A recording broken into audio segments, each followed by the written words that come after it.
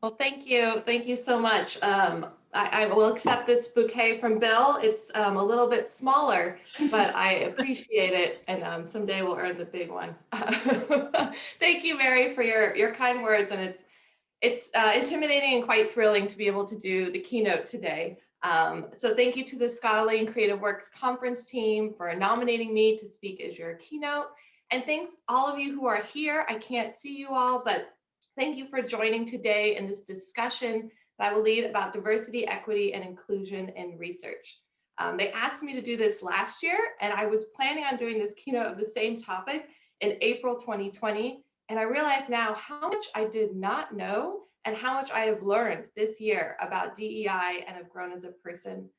So thank you to Mojgad as well for nudging me when I was frustrated and unsure about how to make any changes to join the Diversity Action Group. And thanks to the Diversity Action Group who have included me and inspired me. And to the Dominican sisters who, as part of my journey, my dear friend, Sister Jeremy, who always embodied social justice and was part of my upbringing. So congratulations to all the students today who have produced phenomenal scholarly and creative works to share with all of us. I hope this topic can be useful to you as you continue to generate scholarly and creative works. In the time we have together, I would like to speak about how we can enhance diversity, equity, and inclusion initiatives in research by enhancing representation of diverse groups, ensuring equal access, and addressing the power imbalance by active inclusion and participation. I will end by addressing how each of us can take action to enhance DEI in our research. So thank you again, and today we are here to celebrate the scholarly and creative works of our colleagues. This works enhance our knowledge and help to shift our perspectives. Research and creative works are a political act and an avenue that we can use to promote systemic change. So I'd like to start with a statement of positionality. This is something that I try and do in my approach to qualitative research to mitigate bias and enhance reflexivity.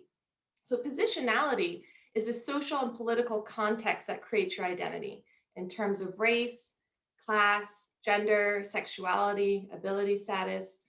Positionality also describes how your identity influences and potentially biases your understanding of and outlook on the world. For me, I am a cisgendered, straight white female, non-disabled, raised in an upper middle class family. I'm a continuing generation college student with postgraduate education, raised, educated, and working in predominantly white spaces. I acknowledge that I have privileges that have helped me to get where I am today. I have benefited from white supremacy. Coming to Dominican has challenged me to reflect on my privileges, biases, and assumptions. I exist in systems where whiteness is valued, binary gender norms are reinforced, hetero and cis sexism prevails, and those with money and access to education have advantages. On paper, I have to admit, I am a Karen. But how do I critically examine that position? And how do I critically examine my position to promote systemic change? The first statement and the first step is acknowledgement. In their book, White Logic, White Methods, Zuberi and Bonilla Silva discuss the problem of academic institutions having ivory tower myopia, which is where we fail to see that racism and other forms of oppression are in our systems. In research, we fail to see that data does not speak for itself, nor does data emerge in a vacuum. Who we are influences the questions that we ask, the responses we get, and in turn, the scholarship that we produce. In my early stages of research, my topics included those of similar participant groups to me. While that makes sense, I'm of a similar life world, this doesn't help to produce diverse understandings and knowledge. While living in Ireland, I explored dating for young Irish straight women living in urban areas of Ireland. I did not explore dating for those people outside of the binary or from marginalized communities. My research reinforced a white, straight, cis narrative, and I did not think critically about my position as a researcher, nor did I challenge some of the assumptions I might have had or the foundations of research that might produce inequity. This was not an expectation placed on me in these institutions I was part of, and nobody was challenging my lack of diversity in my research. As I've become more aware of systemic issues of racism and other forms of discrimination, I've had to think more critically about my own assumptions and biases. And I've also had to shift my critical gaze to the systems I'm part of. the profession of occupational therapy, Dominican University as a higher education system, and even research as a system that are all influenced by white supremacy and can produce inequality. Even with our best intentions and my best intentions, I could be upholding systems that produce inequality, and I need to be constantly vigilant. In today's talk, I will engage you in the process of dismantling research. This work is not easy or perfect. I've had setbacks, failures. I'll tell you about them today. I will make mistakes today, but I'm committed to move forward. I'm committed to not be a Karen. I'm committed to challenge my own perspectives and to explore research topics where the knowledge I was learning from my participants changed me as a person. In the words of the writer Eduardo Galeano, at the end of the day, we are what we do to change who we are. My journey has included looking critically at my own science and discipline, occupational science and occupational therapy. Occupational science is the study of the engagement in human occupation or meaningful activity. And occupational therapy is the profession that supports people in the engagement in occupation. But who is defining occupation? Whose occupation is included and whose is not? Human occupation is also socially and historically produced, and there's no occupation that exists by itself. As a teacher and therapist, I needed to start questioning what are the social and historical conditions that influence human occupation and what we say it is. We all have ways of knowing and forms of knowledge, though we might not always be aware of these. The challenge then is for all of us to have self-awareness of it. We must problematize these assumptions that underlie all scientific knowledge. To be critical is to interrogate the assumptions of our science and our discipline, questioning that which is considered the obvious and the natural, questioning from where, which, and how knowledge emerges. So I ask you, what are the social and historical conditions that influence your science? What are the taken for granted assumptions that underlie your knowledge and discipline? I knew that biases and assumptions were part of the potential pitfalls of qualitative process, but quantitative research can also have biases and assumptions.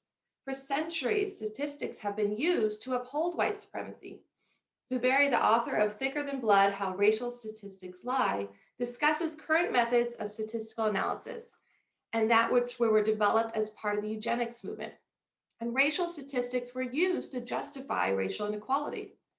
Race is not a consistent variable, as race is socially constructed. Therefore, it has changed over time and space. And we need to place statistical analysis of race within a historical and social context. Race is not about skin color, but a person's relationship to other people in society. And it's important that we critically examine these constructs that we use. In my own discipline of occupational therapy, our understanding of occupation has a certain historical condition. Where our theorists and founders are from, being white upper middle class women from the global north predominantly, they're the ones who are writing the textbook, publishing the scholarly work in my discipline. When my occupational therapy capstone group last year and I set out to explore the occupational experience of imposter phenomenon for first generation college students, we started using our theory of doing, being, becoming, and belonging, a well-known concept in our field. But as we gathered and analyzed qualitative data from our interviews with first-generation students at Dominican and other colleges, we realized this construct did not fit our population. The concept of being did not fit our first-generation students. It was too individualized. Our participants talked about their participation in higher education as being motivated by family. It was not the individual, but the collective, family and past generations who were part of this journey and impacted them in their everyday actions. The concept of belonging did not fit our research either, as the focus was on the person trying to belong, but not on the process of being othered by the system, which is what our first generation students shared. We decided to change our method to use grounded theory, which is a research method concerned with the generation of a theory. And using this, we were able to develop our own theory, the theory of othering. And this theory of othering is an example of critiquing and dismantling the dominant theoretical foundations of our profession and challenging how inclusive we really are in understanding our occupation. So I ask you, how are your research methods used to challenge theories and constructs in your area of study? How are you critiquing and challenging foundational theories in your field and in the classroom? Diversity is the presence of difference within a given setting. It includes diversity of identities such as race, gender, identity, religion, nationality, sexual orientation. It's about the collective or a group. Diversity can only exist in relationship to others. A person is not diverse. They are a unique individual unit. Diversity in research is about representation of diversity in research topics, researchers, and participants. Diversity is not about the presence of differences in identity, but it is about the presence of differences in identity, but it does not mean that it is necessarily inclusive or equitable. I was so impressed by all the diverse sessions in the Scholarly and Creative Works. Only a few are listed here that I could pull from the agenda. And I'm thinking about the diversity of research topics is so important for creating diverse knowledge. And here we have Scholarly and Creative Works for race, gender, disability, mental health, age, socioeconomic status, across disciplines and methods. It's so exciting this year. And I haven't been to all the Dominican Scholarly and Creative Works conferences since they started, but I'm guessing that this has been a large shift in this representation. And as I mentioned before, my research when I first started was primarily with participant groups similar to me. So I had to ask myself, what narratives was I reinforcing and what perspectives was missing from my field? And you might ask yourself the same. What is missing from my field in occupational science? And I looked at some of the research, and there was actually research about tattooing as an occupation. One of my favorite articles I always introduce in the pre-OT class. But it was from the perspective of people in the UK, and I felt like tattooing from this dominant cultural group perspective was going to be different than a marginalized group perspective. I needed to become aware that occupations have also become colonized. And when, as I discovered through some presentations that I went to, the Spanish colonized the Philippines, they also colonized their occupations. And the indigenous Filipino tattooing practice, known as batok, where the practitioner marks the skin, tapping the ink with bone and wood implements. This process was commemorated as a ceremony where the community is around, surrounding the individual. Batok was made illegal by the Spanish colonizers and mostly ceased to be practiced. So I wanted to study with my group of students how this was been reintroduced as an occupation and could be a resistive occupation. My aim was to uplift this narrative and occupation that had been colonized and telling the story through qualitative research. We started our research, students and I, thinking about individuals receiving a batok tattoo. And when we reflected more on our own biases and assumptions about occupation, thinking about it as an individual experience, which is more of a Western white-centered idea, not a collective that would be more valuable in the Filipino culture, we knew we had to change our methods. So we are now interviewing the collective, the person who received the batok and those in the community chose to support them. This perspective allows us to consider that this occupation of receiving a batok includes the community of participants, but also the ancestors of the participants as they are called upon in the ceremony and their rituals and tools are used to perform the ceremony. So if you're wondering, well, what are some steps that I can take to enhance diversity? One of the things that you could do is highlight research of diverse authors. Include diverse authors in your literature reviews and in your course curriculum. Support policies that recruit diverse faculty and students. I could not have done these topics that I mentioned without my students to guide me. My first generation college student research was made up entirely of first generation students. As a researcher or supervisor, it's important for us to be authentic and vulnerable and to be willing to be called out. A pivotal conversation that I had was with recent graduate Teresa Aracena, who I hope is here today.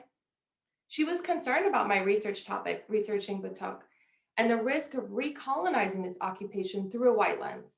She called me up and she called me out. If you know her, this would be something that you might know about her. And you know what? She was nervous about it and she was so right. She was right because scholarship has been colonized from a white logic and white methods perspective. And we determined in this conversation that the student researchers needed to be part of the Filipino community and the diaspora. And to collaborate with diverse researchers. Teresa has become part of our research team as a cultural insider and somebody with lived experience of receiving this tradition.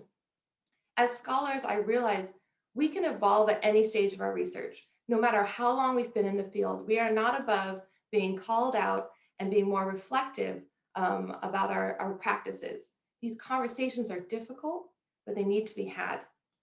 And we need to reflect on our own biases. A good researcher knows them and knows they exist, but asks, how do I limit them? How do I contain my biases as much as possible? Our beliefs and values shape the answers to questions and definitions of terms and constructs used in our studies. We need to demand representation as well. When we gather qualitative data, interviewers should represent those being studied, or something can be lost in translation or not said at all. To get to understanding, we have to connect. And there is a distrust of research efforts in many racial and ethnic communities. And without adequate representation of racial and ethnic individuals in health research, we cannot successfully have an understanding of their experiences in these groups. We need to create safe spaces in research.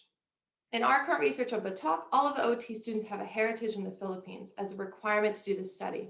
Initially, I will tell you, I felt very uncomfortable saying that only Filipino students could participate in this research. I thought that was being racist. But I see now that that was being more representative. And it's important to be transparent about your position. These methods are not colorblind, and neither are people. Racial identity of coders and people engaging in research needs to be representative. John Stanfield, a researcher, stated that only those researchers emerging from the life worlds of their subjects can be adequate interpreters of such experiences. Student researchers need to be representative of the participants. Having Filipino students conduct the research on Batok was important, and our participants that they're interviewing this semester have shared that this has really resonated with them. The failure to acknowledge our positionality can be a flaw, and the race of the researcher and participants is important. The idea of race neutrality is a myth, and the race of the experimenter seen as irrelevant. One solution is a representation in the research team. Another is to include your positionality statements, where the authors include a description of their potential influences on the research. So it's similar to what I did at the beginning of this talk, such as your age, political beliefs, social class, religious beliefs, previous career, gender, as well as reveal the researcher's chosen or predetermined position about the participants in the project. Maybe you're an insider in this group or an outsider. So I ask you, when you're reading your studies and conducting your research, do you know the identities and positions of the researchers in your study? We often see demographic tables and descriptions for participants, but I don't always see that for the researchers.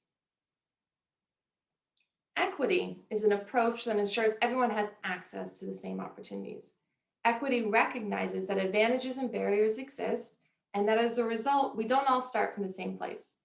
Equity is a process that begins with acknowledging the unequal starting place and makes a commitment to correct and address an imbalance.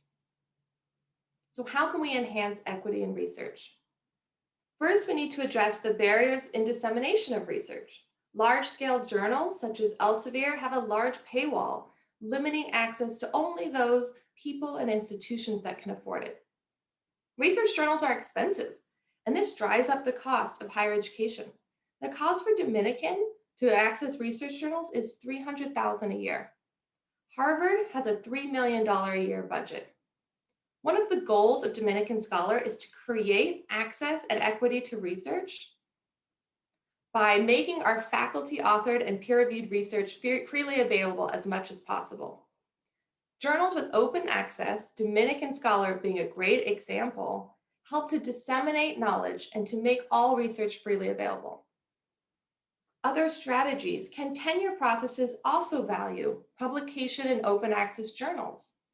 And scholars also choose to publish in open access journals, maybe, and many are choosing to do so because of the publicly funded grants that are starting to require this.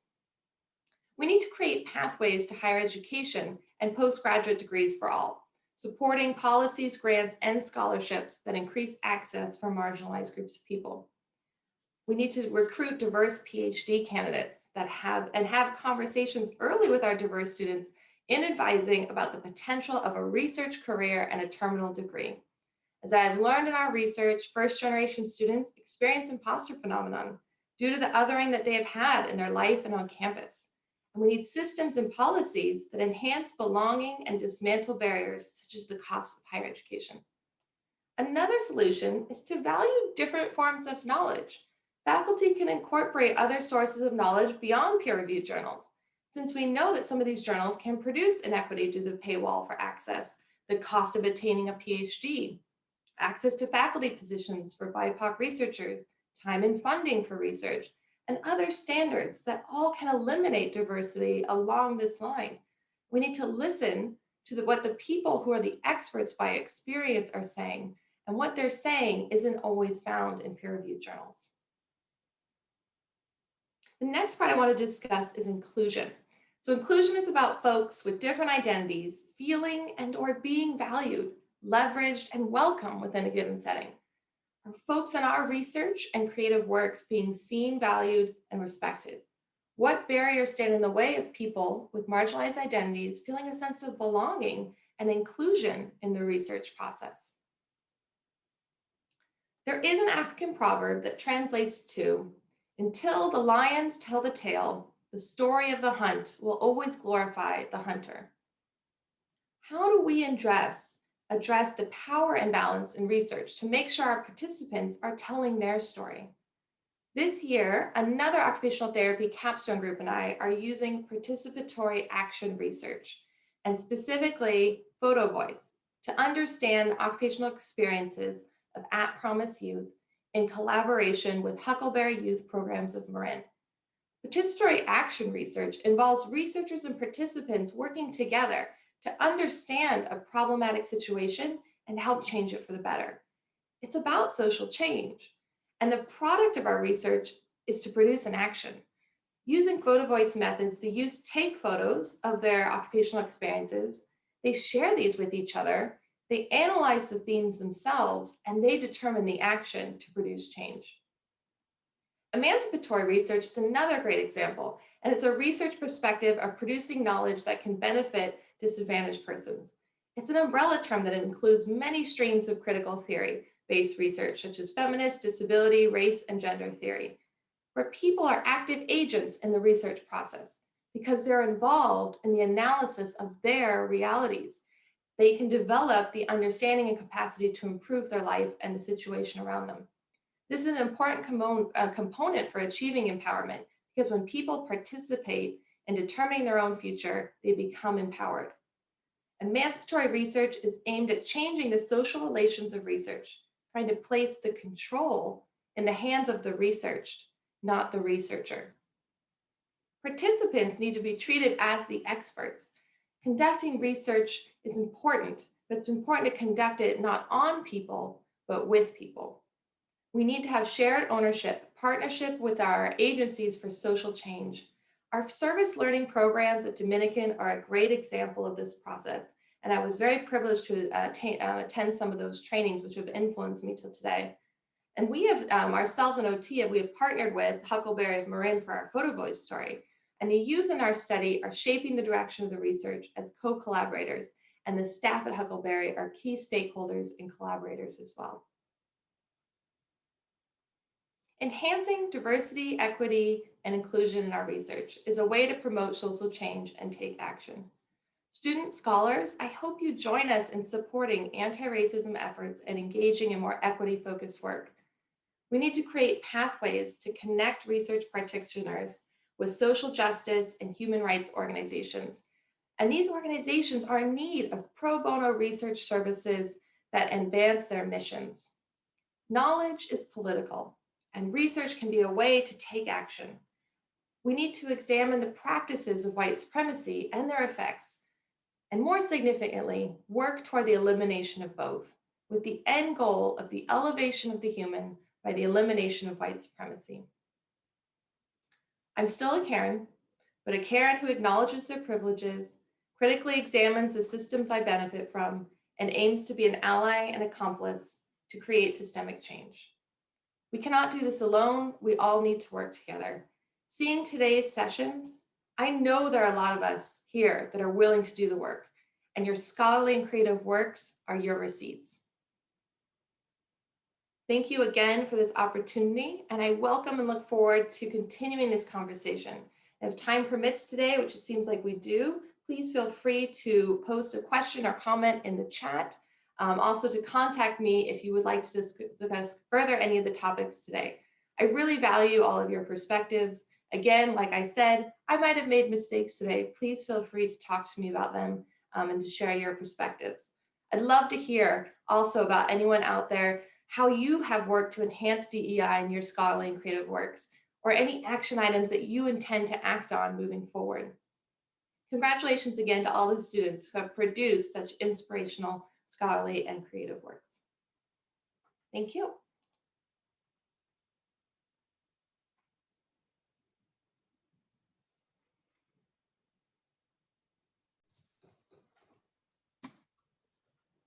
Thank you, Dr. McCarthy, for your keynote speech today. That was wonderful. Thank you.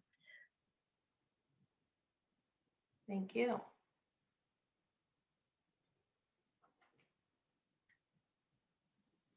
At this time, I do not see any questions. With so much gratitude. Okay, we're going to transition to our kickoff. Oh. Okay. Karen, can you transition back? Thank you. You got it. Thank you. Thank you, President Marcy, for opening with us today. Thank you, Bill Phillips, for all that you have done with this conference. In the chat, I'm going to offer our conference schedule for today. Our opening sessions begin at 10:30.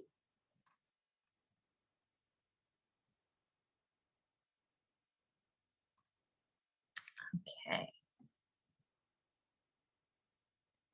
So you may visit sites.google.com/dominican.edu/scw/home. Thank you again for today, and we are so excited to see our students present their work. I have a special shout out to Christina for making all of this happen. Her skills, she has mad eyesight skills. Couldn't have done it without her.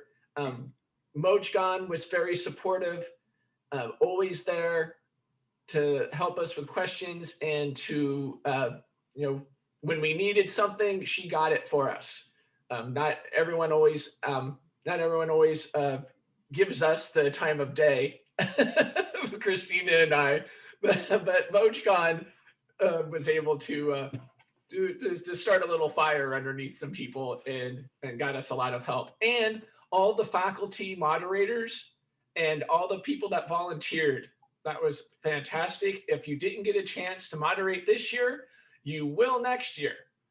And so that's a big help because this is your conference. It's not my conference. It's not Christina's conference. It's the students' conference as well. And this is going to give you your chance to present your research and all the hard work that you did. You know more about your topic than the people that are in your session. So don't worry about that. And congratulations to everybody. Yes. Okay, and also we want to note that we have closing remarks from Dr. Pitchford, our president-elect. So that will be at 4:45 today.